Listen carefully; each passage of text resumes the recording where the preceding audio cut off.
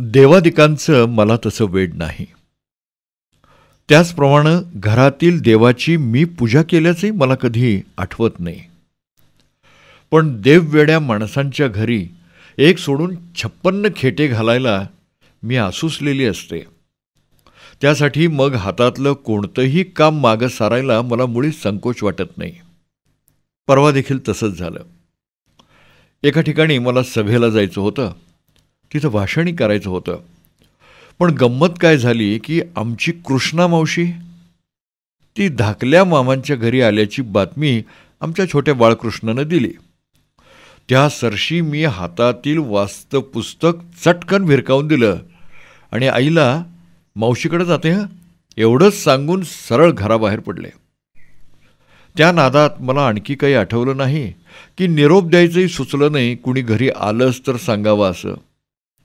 कृष्णा मावशीचं नाव ऐकल्याबरोबर तिचा तो मन प्रसन्न करणारा देव्हारा आणि हातात टाळ घेऊन भजन करतेली तिची ती हसरी मूर्ती अशी काय मनात आणि नजरेत घुसली की काय सांगू. चित्त मेलं कसलं ते तिथून बाजूला हालायलाच तयार होईना. म्हणताना एकाच पायात चप्पल घातली आणि एक पाय तसाच अनवानी घेऊन रस्ता तुडवीत गेले. तरी मला काही उमजलंच नाही. तर अखेर शेवटी कृष्णा मावशीनंच मला बघून पोटाशी धरताना मी काढलेली एकच चप्पल पाहिली. तेव्हा कुठं झाला चमत्कार लक्षात आला. पण बाई बाकीची हसली म्हणून मी लक्षच दिलं नाही.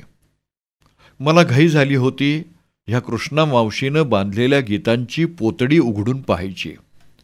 म्हणताना मागच्या वेळेला तिनं मला सांगितलेली गेली होती तुळशीपाशी. तिथं होता ऋषिकेशी आणि माझा नमस्कार पोचू दे देवा पांडुरंगाशी. ही तुळशीची पूजा मी तिला तोंड पाठ म्हणून दाखवली. त्या सरशी तिनं माझी आलाबाला घेतली आणि पुढचा एक पूजेचा वाण ऐकवला. म्हणाली कशी, कुंकुवान कुंकुपान कुंकुवाचं नेसणं अर्धांगी बसणं सून स्वभावती लेक कमलावती आणि माझा नमस्कार ईश्वर पार्वती. मी तिचं हे म्हणणं तिच्यापुढं घोकून दाखवलं आणि तिला नमस्कार घातला. त्या सरशी आपल्याजवळची देवाच्या अंगाऱ्याची पुडी तिनं आपल्या कमरेच्या पिशवीतून काढली. त्यातला अंगारा स्वतःला मला लावला. मला जवळ घेतली. बैस म्हणाली. संग आणलेली पिठलं भाकरी खा म्हणून तिनं वाढली. मी ती खाल्ली आणि मग घटकाभर आल्या गेलेला ती भेटत होती. तोवर मी इकडं तिकडं करत राहिले. कृष्णा मावशीच्या लेकीशी बोलले, नातवंडाबरोबर खेळले. होता होता मग कृष्णा मावशीलाच माझी आठवण आली. कडोसरीची तपकिरीची डबी वर काढून तपकीर ओढीत ती माझ्याकडे आली. इकड तिकडच्या गोष्टी झाल्या आणि मग तिनं मला एक नवीन गीत दिलं. म्हणाली की हाताचा मुडदुंग वाजीव आणि गळ्याची विणा करीत मी सांगते तसं म्हण. असं म्हणून मग नीट कान दिला आणि तिनं सांगितलेलं गीत मनात धरीत म्हणालेही, तुळस वंदावी मावली संताची सावली, जे जे लावू तुळशी बोन पंढरीशी झालं जाणं.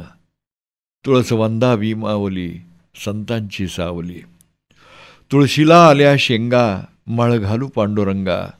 तुळस वंदावी मावली संतांची सावली. पण मध्येच ही पंढरीला जाऊन आली असावी अशी शंका आली म्हणून मी तिला विचारलं, मला का ग नेलं नाहीस पंढरीला? तशी ती हसून बोलली, अगं अवचितच ठरलं आणि गेले. तर माझ्या पांडुरंगाचं ध्यान किती सुंदर म्हणून सांगू तुला. आणि तिनं माझे उत्तर घ्यायच्या आधीच मला पांडुरंगासंबंधीच्या ओव्या ऐकवल्याही. पंढरी पंढरी विठुरायाची नगरी, रुक्मिणबाईनं भरल्या बुक्क्याच्या घागरी. जाऊनी पंढरी महाद्वारी मी चुकली, देवा विठ्ठलाच्या चंद्रहाराला दिपली. विठ्ठलाचे पाय जसे दुधाचे भोपळे, करीत दर्शना आत सोडून मोकळे. विठ्ठलाचा शेला कोण्या शिंप्यानं शिविला, देव पांडुरंगावर अभंग लिविला. पंढरी पंढरी 9 लाखाचा कळस, देवा विठ्ठलानं वर लावली तुळस. त्यामुळं तिच्या या गीतांचे पठण मीही मोठ्या आवडीनं केलं. पंढरपूरच्या दिशेनं तोंड करून विठूदेवाला नमस्कारही घातला. कृष्णा मावशीला त्या कारणानं आनंद झाला आणि ती पंढरीच्या वाटेनं आपल्या सोबतिनींच्या संग म्हणालेली गीतं आठवीत मला शिकवीन म्हणाली. तशी मी हौसेनं पुढे झाले आणि सांग म्हणाले. मग ती हसली आणि हाताने टाळ्यांचा ठेका धरीत गीत बोलली मग लगोलग. पहिलीचं गवळण रंगच लाल, पाहुणी झाली दंग, माझ्या कुंकवाचा रंग, आरशातलं भिंग, फुगडी खेळू किसनासंग, जोडव्यांचे ठसे, किष्ण कमळाखाली बसे. परंतु हे गीत मला माहीत होतं. म्हणताना मी तिला तसं सांगितलं आणि मध्येच अडवलं. पण बाई, तिला ते मुळीच खपलं नाही. ती माझ्यावर अशी रागावली की पुन्हा गीत बोल म्हणायची छातीच होऊ नये.